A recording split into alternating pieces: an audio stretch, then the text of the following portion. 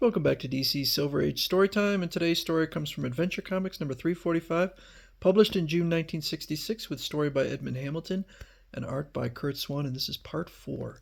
Wait Wizard got what he asked for, and now, hold everything. One prisoner is missing, Invisible Kid. He couldn't have escaped camp. He's made himself invisible, planning to slip out later. Find him.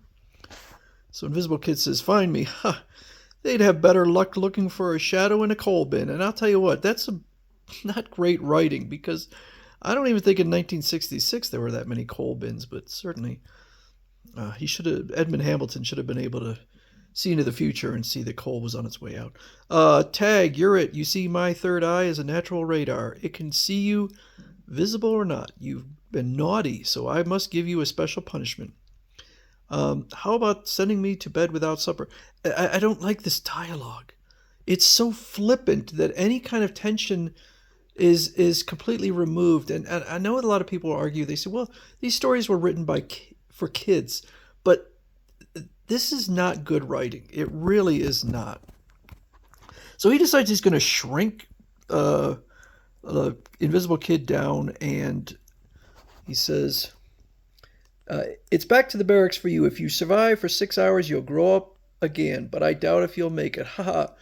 What does old Three Eyes mean by that crack? So he says, the others are working their arms off in the quarries. Well, I'm cutting out. The smallest crack in this bunkhouse will be like the entrance of a mammoth cave to me now. But he gets caught in a spider web. I don't know how he's that clumsy. Uh-oh, old lady Longlegs is home for dinner, and it looks like I'm the blue plate special. Ugh. Hallelujah. I don't know what spooked the spider, but nothing could be worse than that. Well, I guess the alien mouse starts tearing away at the webbing, but then it flees when it hears the sound of footsteps of the Legion returning. Cosmic Boy, it's me, Invisible Kid. Hey, watch where you're stepping, fella. But his voice is too soft at his size. I'll climb right up to his ear, but holy Himalayas, I feel like Sir Edmund Hillary scaling Mount Everest. So he goes up to his ear. Well, the insects around here are murder. I wish I had a fly swatter.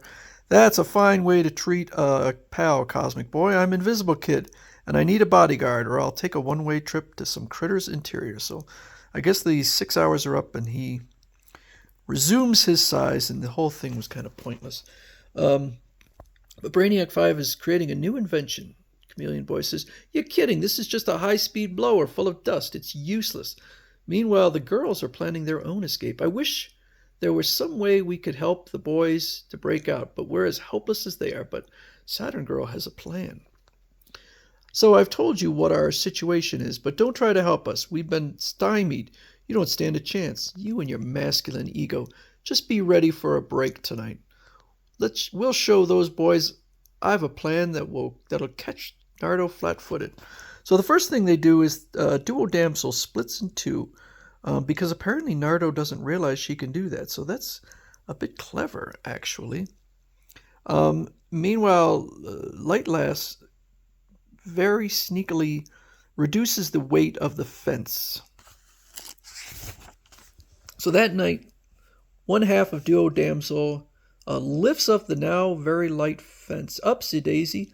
If this fence were any lighter, it'd have to be tied down to keep it from floating away.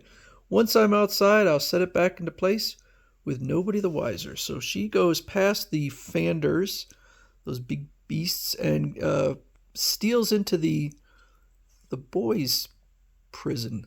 The android guards are making the hourly check of the prison barracks. Now I'll turn these lights around so they'll shine out into the jungle. And this calls the Fanders, who are attracted to light, and they start smashing through. Now's our chance. Well, the guards are getting their lumps from the Fanders. I have the dust blower. Come on. I warned you that trying to escape meant death. Now I'll blast you all to ashes. Ashes to ashes and dust to dust. Stand by, Element Lad.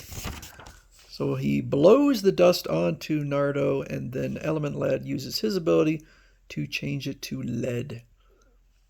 I'm trapped, frozen in a lead sheath.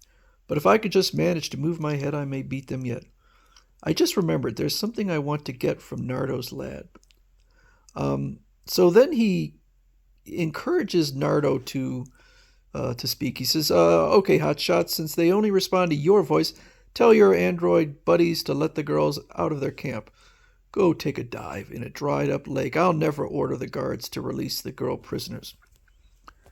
Thanks. I caught your words on this tiny super-powered recorder. Chameleon Boy, you and Invisible Kid, stay here and free Matter Eater Lad. The rest of you come with me. Okay, so this is not a great story, but I will give him credit. At least Brainiac 5 is using his brain. So he kind of splices the voice of Nardo, and the guards will only respond to his voice. And he plays it and says, guards, release the girl prisoners. And they're going to, but the girls are already released, so it doesn't really make sense. You girls got us out. I'm glad you could return the favor. And I'm glad to pull myself together and be one girl again. The fools don't know my third eye has heat vision, and my heat vision can melt lead in an instant. I'll be free. Thanks for springing me, pals. I thought for sure I was headed for Doomsville till Nardo. Doomsville is your destination, Matter Eater Lad. After I knock you three out with my force bolts and summon my surviving androids. I had a hunch our pals were in trouble when we found the clubhouse deserted on our return from the past. You sure blew the right note on that one. It's a good thing they left a record of their destination. Ready, aim, huh? Mon-El, Ultra Boy, and Superboy. Impossible. So everything they did is kind of useless because the big three showed up anyway. Fire! It's a no-hit, creeps. My super chest intercepted your rays. Correction, Superboy. It's one run on the air. One blast slid around your body and tagged your pal out. Why would these aliens know baseball terms? Matter Eater Lad, they got him in spite of me. Quick, go get my kryptonite weapon. So Matter Eater Lad is down for the count. You oversized toy soldiers aren't going anywhere, mister. I'll sizzle you with my nuclear power. Not us, we're invulnerable. No, we didn't forget Ultra Boy can only use one power at a time. He's flying by means of a flying ring. How's Matter Eater Lad? He's all right. All right, look at me. I'm so fat I look like a captive balloon. As the rays hit my chest, the impact with my super form somehow altered its atomic particles so that the beam which slipped around me instead of killing you changed your shape. Holy calories, you look like I did before I lost my bouncing. Well, I don't think he was that fat. Powers and had to leave the Legion. I wish you were Bouncing Boy again, Chuck, and that you had this shape instead of me. How rude. Well, that's the way the boy bounces, Emmy lad. But remember that in Adventure Comics, anything can happen. This is the last story by Edmond Hamilton, and I've got to admit, he's had some goods, he's had some not so good, but I got to tell you, I'm glad his time is over, because it's just, this was not a good story. So we're going to be starting the Jim Shooter era, and I'm kind of excited. And we'll see how Jim Shooter does. He's 14 years old when he starts. So with the next story, it will be Jim Shooter.